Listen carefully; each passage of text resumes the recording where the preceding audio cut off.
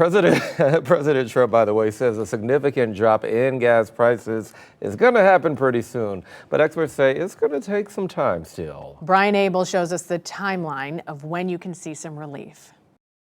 Oil prices hitting the lowest levels this week since the start of the war with Iran, after the U.S. said it reached an agreement with Tehran that would open the vital Strait of Hormuz. Yet, crude prices remain about $10 a barrel more than they were before the U.S. launched its campaign in late February. When fully open to vessels, 20% of the world's oil and liquefied natural gas supply moves through the strait, which was effectively closed as a result of the conflict, sending prices soaring. Here's what President Trump has said about them. The gas will go down.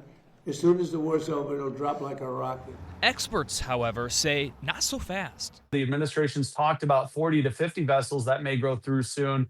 But until we start to see the backlog easing and ships transiting through, we're right where we were a couple of weeks ago. Getting a steady flow of ships won't presumably come quickly. One, Iran laced the strait with mines, so the stuck ships full with oil will have to hug the coastline carefully to avoid them as the U.S. Navy works to clear the explosives. Two, there are far fewer empty ships nearby waiting to come through and fill up. That could take a month to fully ramp up to pre-war flow, experts say, or longer. It's probably going to take a couple of weeks to rebuild confidence of ships going through the strait. In Washington, Brian Abel reporting.